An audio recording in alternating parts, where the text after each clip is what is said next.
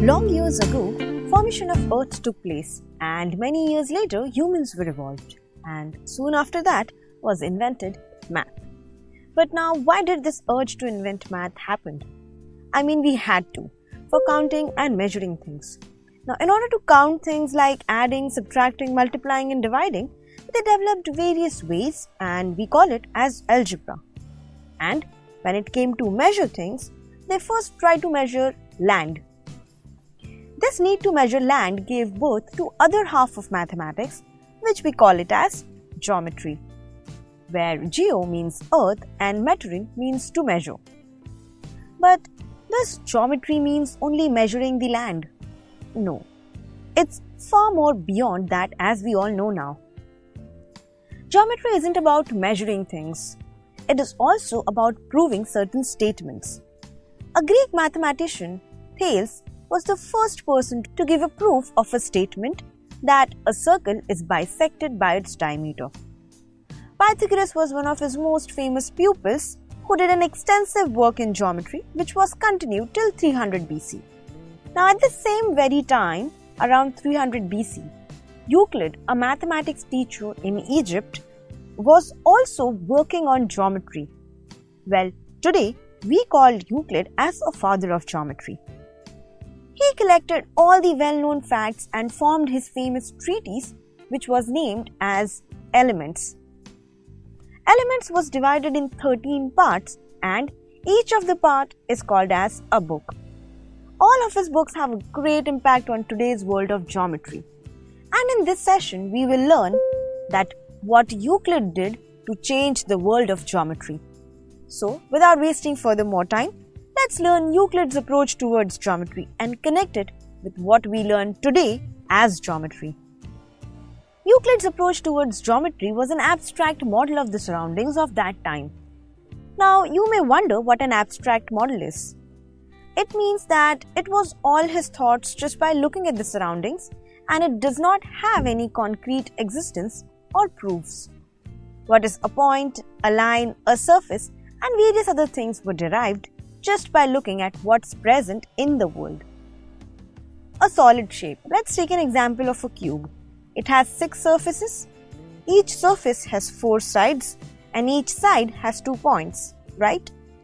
The way we moved down, we lose one extension each time.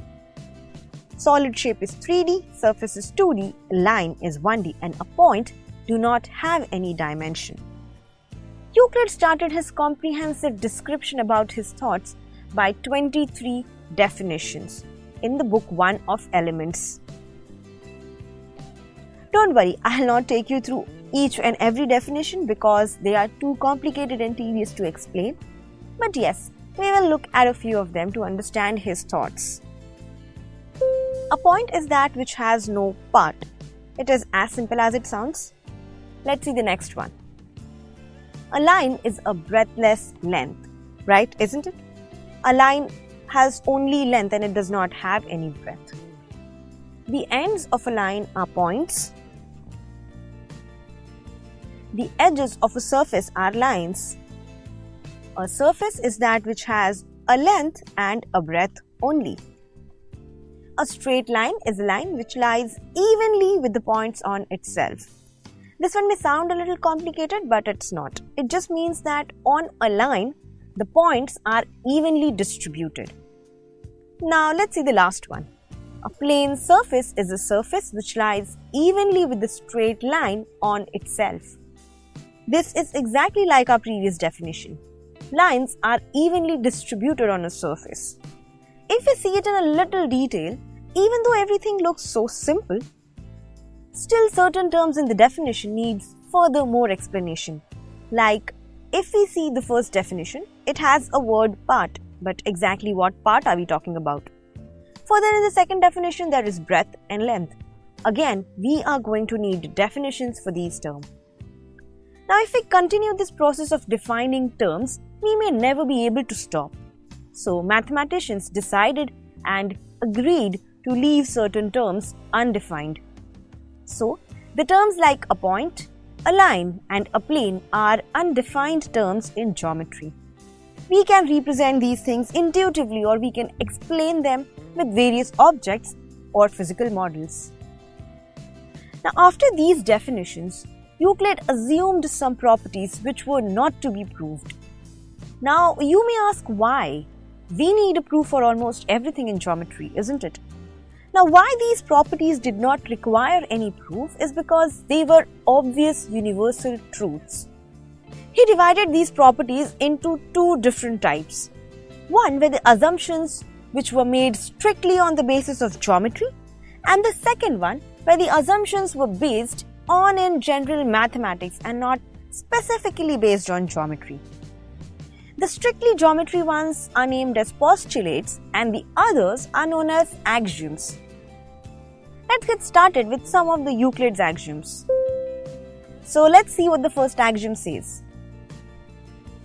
Things which are equal to the same thing are equal to one another. It means that if A is equal to B and A is equal to C, then B is also equal to C. One example may help you to understand it better. So let's assign certain values to A, B and C. Now in here, A is equal to B and A is also equal to C, and it is very clearly visible that B will be equal to C, right?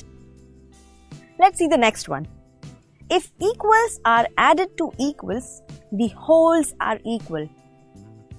That is, if A is equal to B and C is equal to D, then A plus C will be equal to B plus D. Now we've got another alphabet here, D. Let's assign certain value to it. Let's say 4 plus 4. So here if we substitute all the values, we can see that A plus C is equal to B plus D. And in a very similar way is our third axiom. If equals are subtracted from equals, the remainders are equal. That is, if A is equal to B and C is equal to D, then A minus C will be equal to B minus D. Things which coincide with one another are equal to one another. The whole is greater than the part. Things which are double of the same things are equal to one another. Now this means that if A is equal to B, then 2A will be equal to 2B. And the last axiom says that things which are half of the same things are equal to one another. That is, if A is equal to B, then A by 2 will be equal to B by 2. Here we are done with Euclid's axioms. Do you want to see what Euclid's postulates were? Don't worry, we understand that it will be too heavy for you to understand all in one session. So let's do a small recap of definitions of axioms of Euclid's that led to geometry to the way next level. And if you have any query, doubt, or if you haven't understood certain part, do write to us. We would love to help you out. If you like this session, do hit the like button and do subscribe. Till then, keep watching, keep learning. Thank you.